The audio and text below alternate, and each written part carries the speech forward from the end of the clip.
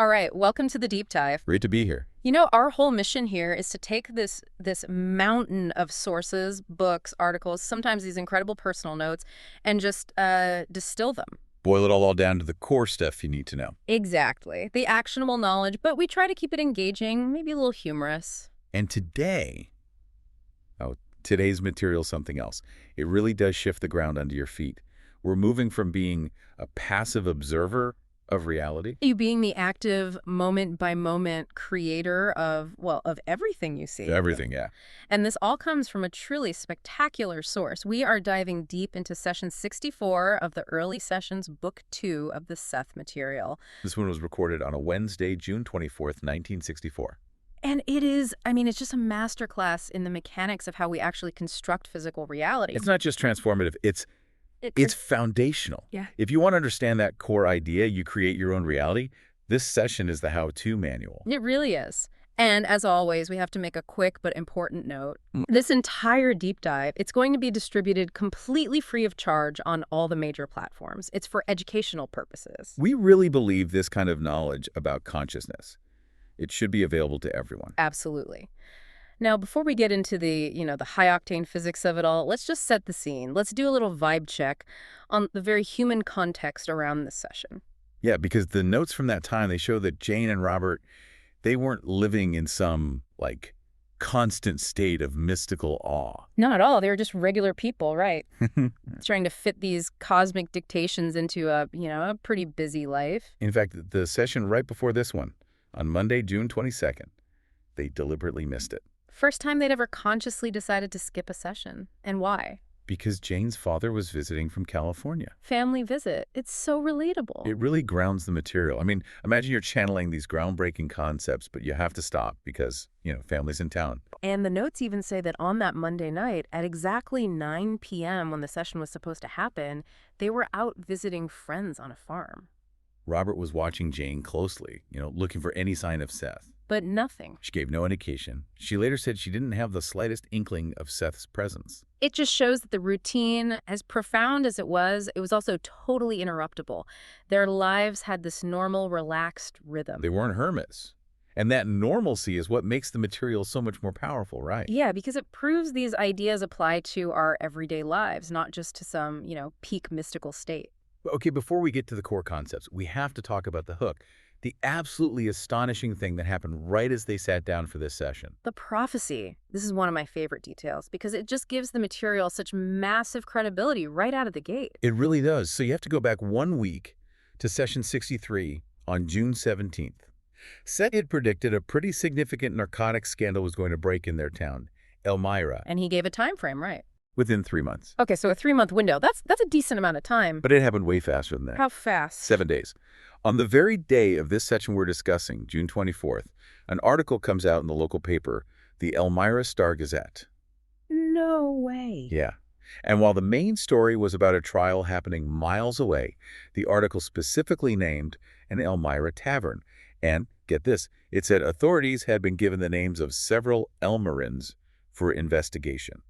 Wow. So that's not just a vague rumor. That is immediate, hyperlocal, printed confirmation that the exact scandal Seth described was already starting to manifest. And the notes are very clear. Robert and Jane had absolutely zero prior knowledge of this. It wasn't some educated guess. It was a direct hit. It sets the stage perfectly, doesn't it? It does. It's like, okay, we're about to give you some ideas that will completely redefine existence. Mm-hmm. But first, here's proof that we can accurately predict concrete local news. Okay, let's unpack this.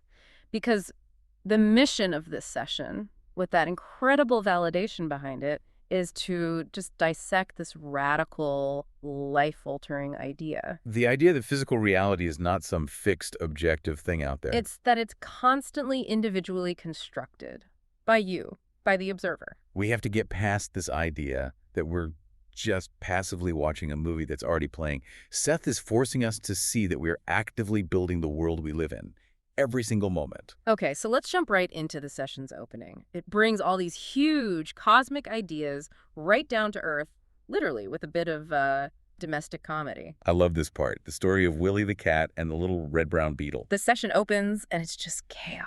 Total chaos. Jane, who is Rupert in the sessions, is getting ready for the dictation, and their cat, Willie, is just having a field day. There are insects on the window screens, and he's climbing them, batting at them. Just being a cat. But then his focus narrows down to one specific insect right there on the floor next to Robert's chair. And he starts playing with it, that classic cat game. But then Jane stops the whole thing. She comes out of the trance, kneels down, pushes Willie aside, and tries to rescue this little beetle. And when she can't get it, Robert, or Joseph, has to stop writing, put his clipboard down, and kneel on the floor, too. And he gives this amazing, super detailed description of the bug. He calls it a nicely shaped beetle, about a half-inch long, a beautiful light red-brown color. And it's on its back, helpless, legs thrashing. He says he saw the detail as clear as if under a magnifying glass.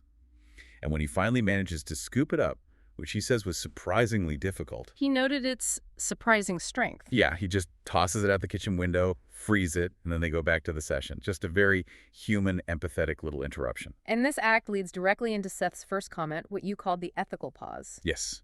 He immediately validates their choice to stop this profound work to save a tiny creature. He says it's not just wise, but advantageous to help any living creature, regardless of its stature. And he connects that small act to their larger life goals. He says commitment in these small issues leads to value fulfillment for, the potential savior. Okay, let's pause on value fulfillment. That's a big concept. Why does helping a bug help fulfill my value?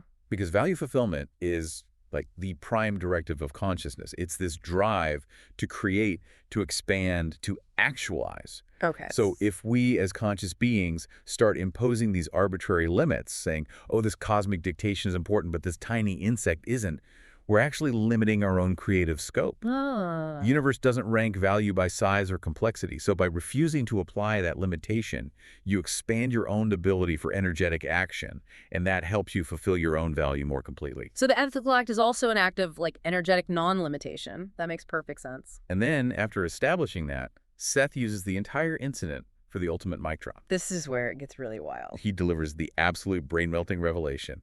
Your cat created the bug that he saw. Okay, wait. We have to unpack that line. Because if Willie created the bug he saw, and Robert created the bug he saw, and Jane created the bug she saw, how many bugs were in the kitchen? Seth says there were 4. 4. 4 distinct, separate constructions all present at the same time. The cat's, Rupert's, Joseph's, and the bug's own construction of itself. So they weren't seeing the same bug. They were seeing different energy materializations that were just similar enough to allow for a shared experience. There were approximations. That is just astounding. So what were the actual differences between them? I mean, this whole idea of the cat's time versus our time seems crucial here. It's totally central. Seth is very specific. He says the cat's version of the bug was fundamentally different in scale. How so? The cat's bug was larger and heavier in bulk, existed longer in his time, and also took up more space. Whoa, let's think about that. If an event lasts longer in his time, does that mean the cat experiences the bug's frantic struggle in, slow motion? That's exactly it. It gives the cat more time to play, so the bug has to be constructed with more density, more bulk, to match the cat's slower, larger focus. Whereas our human perception is faster, more analytical. Right, so we construct a physically smaller, more fleeting object. Robert's bug, the one he described as better detailed and more precisely drawn. The one he saw like it was under a magnifying glass. That one existed less in your camouflage time and took up a measurably less amount of your space. So the quality of his consciousness, that sharp analytical focus, it resulted in a construction that was really detailed, but also physically and temporally smaller. The matter is always fluid. It's built from raw energy. Joseph's analytical mind imprinted precision, which, ironically, meant a smaller, shorter-lived version in their shared time frame. And I guess Jane's construction was probably somewhere in between the two. Probably. But then we get the bug's perspective. Right. The tiny creature at the center of this whole four-way reality show. What does it see when it looks at this giant cat? Well, the bug has a very limited awareness, so it doesn't construct a cat in our sense. Yeah. Seth calls its construction a huge and terrifying Animal Mountain sort of construction. A terrifying Animal Mountain. That is such a perfect image. But here's where it gets really, really interesting. Seth explains the unique sensory data that binds the cat and bug constructions together. Okay. This Animal Mountain is surrounded by physical properties that are completely invisible to us. Specifically, it is encircled by bands in infrared, solid to both the cat and the bug. Wait, solid bands of infrared. So not just a heat signature, but a solid energetic field that the bug perceives as part of the cat's actual physical reality? Precisely. This infrared solidity is a form of psychic coordination. It's sensory data that's significant to the bug in terms quite incomprehensible to you. It's an information field. It tells the bug about the cat's bulk, its motion, its threat level. A vital, solid field that helps the bug coordinate its survival against this terrifying mountain. That just dramatically explains the differences in construction. We assume reality is fixed because we all share the same, visible light spectrum and sense of touch. But Seth is saying other species literally build their realities using entirely different solid, energetic fields that overlap our space but are invisible to us because we just don't need them. The implication is massive. If our reality is built based on our needs and expectations, then the moment we change those, our reality literally changes shape, duration, even the sensory data of the objects in it. And this applies to everything, not just living things. The principle is the same. These are completely separate constructions of energy into matter. Which is the perfect transition. If living things are separate constructions, how in the world do we make chairs and tables stay put? Exactly. Okay, so we're moving from the wild, multi-species construction of the beetle to the, seemingly boring and stable world of inanimate objects. This is Construction 101. The fundamental rule is you only perceive your own physical constructions. Ooh. That's it. Which, of course, leads to the big question. If that's true, why isn't the world just a chaotic, psychedelic mess of individual projections? Why does my chair stay in the corner? And the answer, the thing that holds it all together, is telepathy. Yes. Unconscious telepathic communication is the main binder. The fact that your construction of the table and my construction of the table are just approximations of each other is what makes a shared reality practical. So we're constantly automatically sending each other location and bulk data. A constant stream. If you walk into a room, your unconscious mind is getting a flood of signals from everyone else saying, the bookcase is here, and your energy construction of it just snaps into place, approximating theirs. And this means the chair isn't static. It's not a solid thing just sitting there. It's constantly being created from pure energy. It's an ongoing energetic process. And they use the Kennedy rocker as an example, right? Jane sets it rocking during the session. Yeah, and Seth jumps right on it to illustrate the point. Rupert's construction of that chair is constant when he's in the room. He needs it there, so he projects it and maintains it. It's even partially constructed when he's just in another room in the apartment, like a placeholder. Right.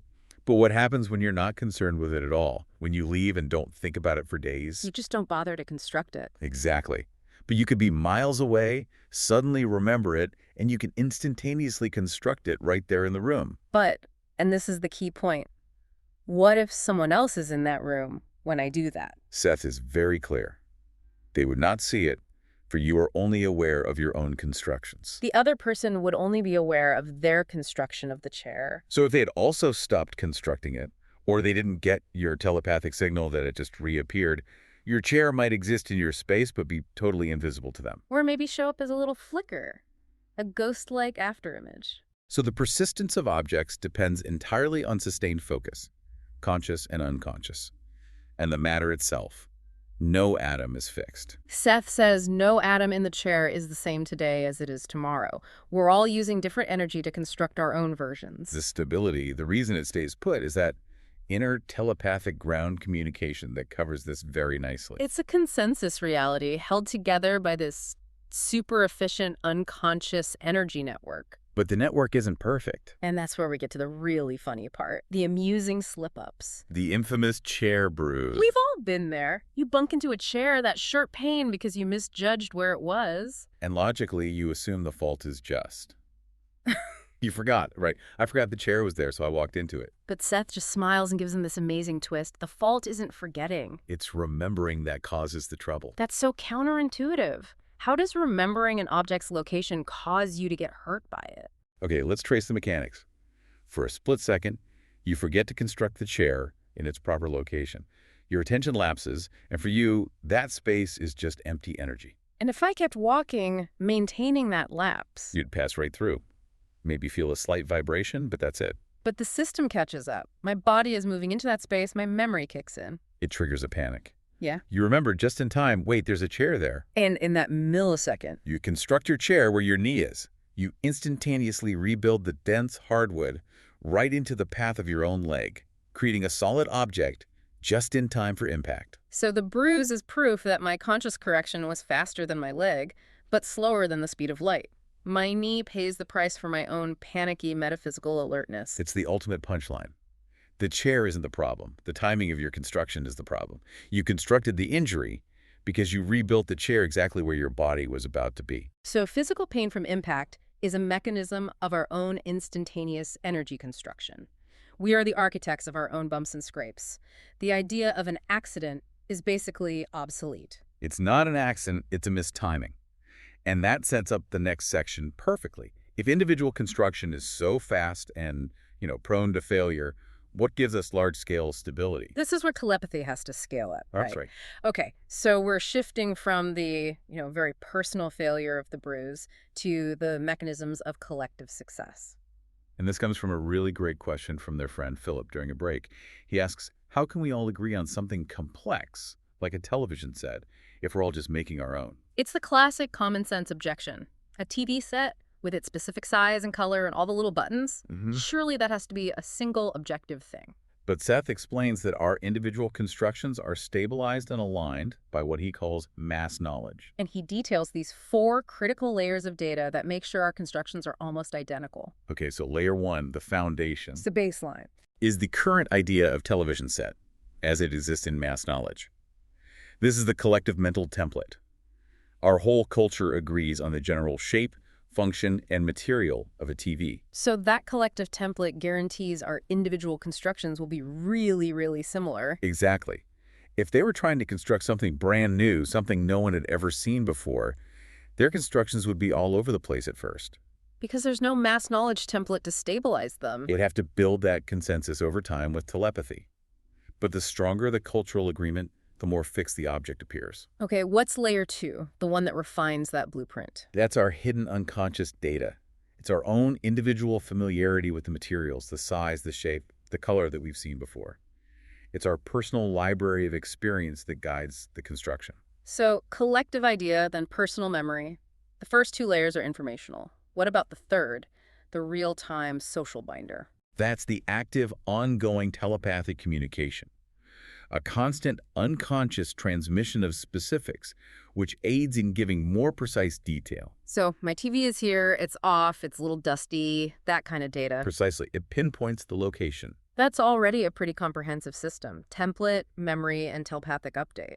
But Seth adds a 4th layer, and this one involves the physical object itself. Right. This is the residual energy imprint, the afterglow of the initial construction. The atoms and molecules formed by the first person to focus on it. Those initial structures give off vibrations that are received subconsciously. And those vibrations also give indications of the approximate location, bulk, even the material and color to anyone else observing it. So my subconscious is getting the shared blueprint, my personal memories, the other person's telepathic location update, and the actual physical vibration of the matter they created. It's an unbelievably intricate 4-part feedback loop. And that's why our shared reality is so stable and consistent. But he says that because we all have different abilities to receive and translate this information, no 2 constructions are ever exactly the same. They just appear so for all practical purposes. Okay, this fantastic system explains stability. But what happens when the system fails?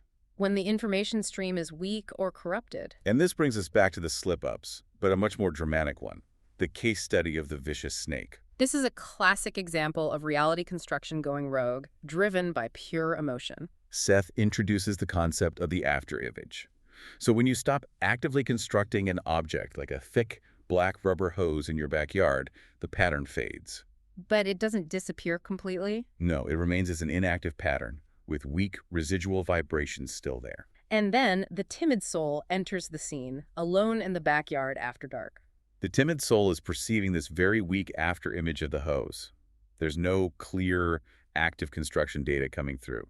The darkness, the isolation, and their own pre-existing fears all come to the front. And the most important part is that this isn't just the hose looking like a snake. It's not a trick of the light. No.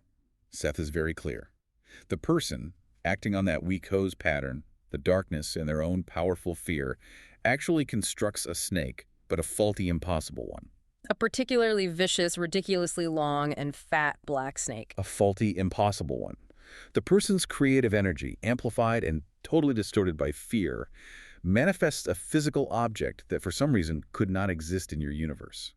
It violates the collective template of what a snake can be. The insight here is just terrifyingly empowering. Fear is an incredibly powerful, instantaneous constructor. When you give it a weak reality template, like an after image, and a lack of information, like darkness, a person's dominant emotion can literally hijack their energy projection and build a temporary physical manifestation of that fear. It's a literal physical explanation for things that go bump in the night, those fleeting shadows in the corner of your eye. They're incomplete fear-based constructions built on a weak blueprint. And the resolution to this story is just as telling. If the terrified person screams for help, and the original constructor of the hose shows up, The original, focused, intended construction immediately takes precedence. it fills the old pattern. The focused intent of the creator just overrides the fear-based glitch, and the faulty snake vanishes. Instantly. It just shows the immense power of sustained, non-emotional intent over panic. If you let your fear define reality, it will use whatever energetic scaffolding it can find to build a physical threat. But when rational, confident intent enters the field, that solid primary construction just obliterates the faulty one. So we've gone from beetles to the accidental pain of the chair bruise, and now to the physical manifestation of fear. This entire session is building to one massive conclusion about the self. It has to. That terrifying temporary snake built from fear, it brings us right to the most profound implication of this whole deep dive. Our role in constructing our own limitations. Yeah, we're moving from external objects to the inner blueprint of the self. Because if we can construct a beetle or a chair based on our needs and expectations, just imagine what we are constantly constructing about our own abilities, our health, our success. Seth states it really clearly. Our capacity to receive, perceive, and construct impressions is determined by this huge inner framework. It includes our own personal psychic background, past and present lives, our inner concept of ourselves, and our place in the universe. That inner framework, that blueprint of the self, it determines the outer reality we manifest. Which creates that direct, undeniable link. Our physical environment is created by us according to conceptions we've received telepathically our whole lives, childhood, infancy, even before birth. That is a staggering level of responsibility. It is. It means the limitations I perceive in my life, career problems, not being able to achieve something, they aren't fixed parameters of the universe. They are physical reality structures built according to conceptual limits you adopted decades ago. And think about the telepathic input we get as babies. A child is just an energetic sponge, soaking up the limitations, the fears, the beliefs of their parents and society. And those beliefs become the foundational truths about reality and self-worth. They become the energetic scaffolding. And Seth calls the damage caused by these limitations the closing of psychic gates. Psychic gates are closed by parents and fences set up around the self. The parents, totally unintentionally, they transmit these fear-based limits, like you have to be cautious, or success is really rare, or the world is a dangerous place. And these barriers aren't just philosophical. They are energetic structures that actively block the manifestation of new opportunities. Yeah. They literally constrain the physical reality you can perceive or construct. So if you believe success is physically impossible for you, your energy will literally construct a world where opportunities are too difficult, too far away, or just plain non-existent in your version of reality. The fence becomes real. And the empowering conclusion that follows is that these barriers must be broken. It's an urgent call to action. As our conception of ourselves gets bigger, so will his actual capabilities and possibilities be extended. The change has to start with the self-conception. If you change the inner blueprint, the outer construction has to follow. It means that nagging feeling of not being good enough, or that certain things are just out of reach for you, those aren't universal laws. They are largely self-adopted. We're struggling against our own self-imposed energy structures that we just absorb through, like telepathic osmosis when we were kids. So the most revolutionary thing you can do isn't to try and change the external world. It's to dissolve those inner fences. To prove to yourself that your capabilities are way bigger than your adopted blueprint allows. If the entire universe is a collective construction, then changing your own blueprint is the single most powerful thing you can do. It doesn't just change how you see things. It literally changes the environment you inhabit because you are the primary constructor of that environment. And it suggests that things we currently think are impossible, telekinesis, instant healing, They're only impossible because our collective idea of what's possible is constrained by these powerful self-adopted psychic fences. Which makes Session 64 just a masterpiece of metaphysical mechanics. It really is. It starts with the tiny chaos of a cat and a beetle. It moves through the self-inflicted physics of the chair bruise, shows how we stabilize reality with the TV set, and then gives that stark warning about fear-based creation with the phantom snake. And the core knowledge is just unambiguous. Reality is a collective agreement built on individual perception and held together by constant unconscious telepathy. Which makes us so much more powerful and responsible than we were ever taught. We aren't just in the environment. We are the environment. Which raises a really important question for you, the listener. Yeah. If your entire physical world, your opportunities, your limits, are all being constructed based on your deepest inner conceptions, what is one fence set up around the self that you have just accepted as real? And what if you're now ready to see it as just a temporary, self-imposed, energetic constraint? Think about that. Which limiting beliefs, probably adopted in childhood, is right now constructing the boundary of your reality. And what happens to that boundary the second you stop giving it the energy to maintain it? That's an incredible thought to sit with, something to really explore on your own.